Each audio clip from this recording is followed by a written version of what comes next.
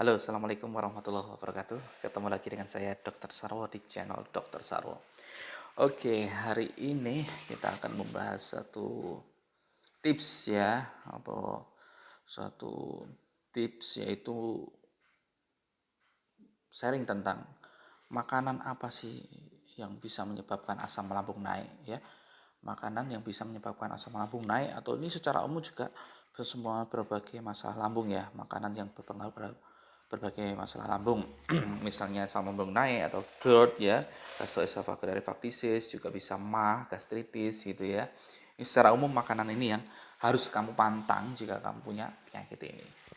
Oke, ini penyakit yang harian ya. Kita kalau setiap praktek pasti dapat pasien yang lambung. Untuk hari ini aja masih banyak sekali ya, karena ada gangguan lambung. Nah, apa saja yang harus dipantang ya, karena dia akan menyebabkan gangguan lambung. Ya, oke, yang pertama adalah pedas. Ya, pedas, makanan pedas ini sangat pengaruh sekali ya. Orang ini Indonesia terutama ya, kalau nggak makan pedas tuh ada yang kurang gitu.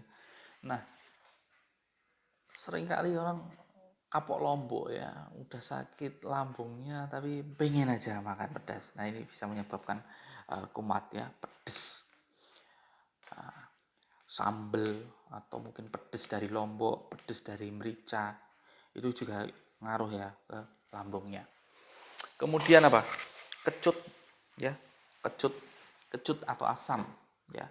Kecut asam ini juga harus dihindari karena dia akan menyebabkan perih juga di lambung, menaikkan asam lambung ya.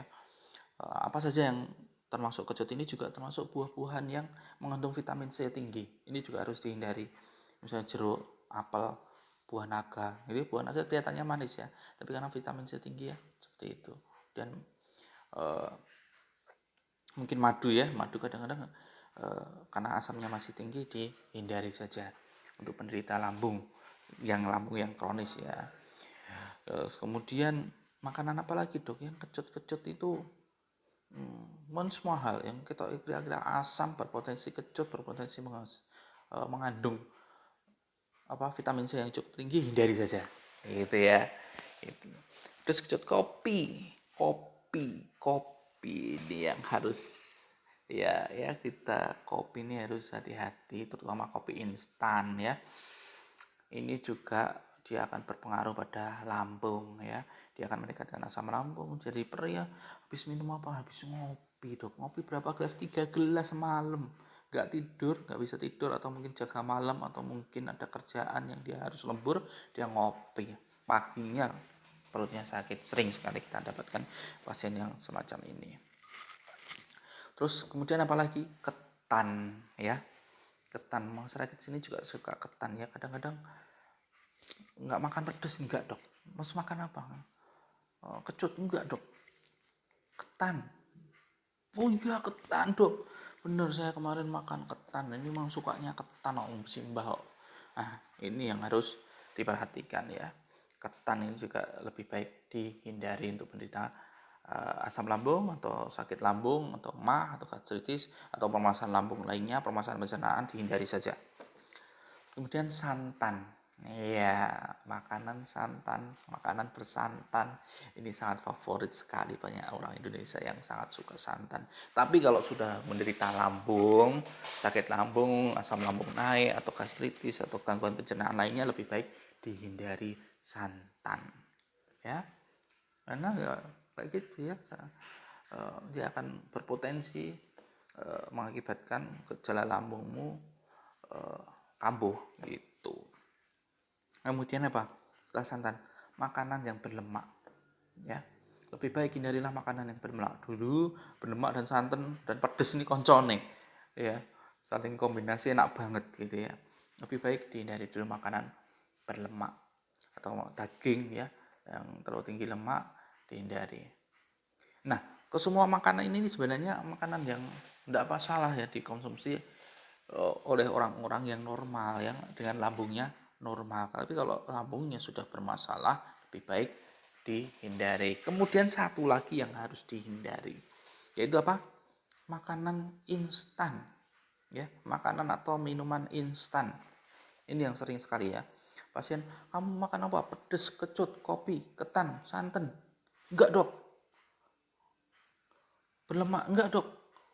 Terus apa? Kalau pagi apa makanannya?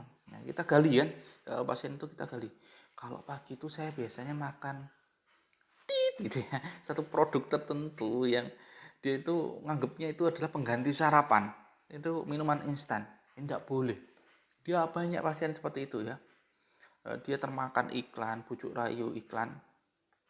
Akhirnya dia mengganti sarapan sehatnya dengan minuman instan atau makanan instan yang dianggapnya bisa menggantikan sarapannya. Ini tidak bagus. Anak-anak sekolah banyak yang kena ini. Jadi Bapak Ibu hati-hati ya. Jangan, lebih baik berikanlah anak Ibu, anak Bapak makanan yang bergizi saat sarapan pagi untuk beraktivitas ya. Kemudian juga pekerja juga ya malas makan, jangan minum instan, makanan instan ya. Nasi aja dikit gitu ya, atau roti lah boleh gitu, tapi banyak ada proteinnya, ada sayurnya lebih baik ya gitu. Jadi hindari makanan instan. Kemudian apalagi ya, ini bukan makanan, satu lagi ini bukan makanan tapi dia bisa mengakibatkan masalah lambung kalau dimakan. Apa?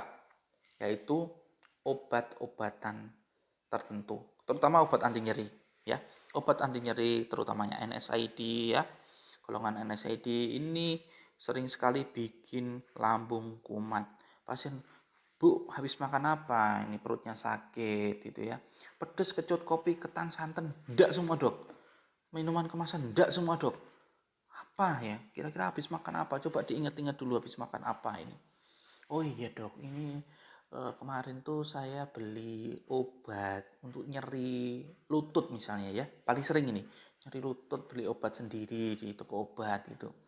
Akhirnya saya beli obatnya apa? Obatnya ini dok gitu ya. Dan tunjukin obatnya di bawah, ternyata dia dari obat ini ya.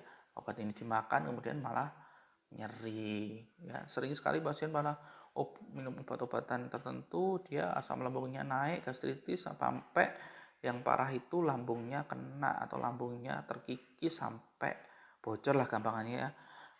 Seperti itu gastritis, terjadi gastritis erosiva ya. Yang berpeluang untuk menjadi lambungnya jadi bocor ya, peluangnya ya, ada potensi ke arah sana. Jadi harus hati-hati. Demikian, semoga bermanfaat. Makanan yang harus Anda hindari karena makanan itu akan menyebabkan asam lambung naik atau gangguan lambung Anda menjadi kambuh. Semoga bermanfaat. Silahkan share ke teman-teman yang membutuhkan. Assalamualaikum warahmatullahi wabarakatuh.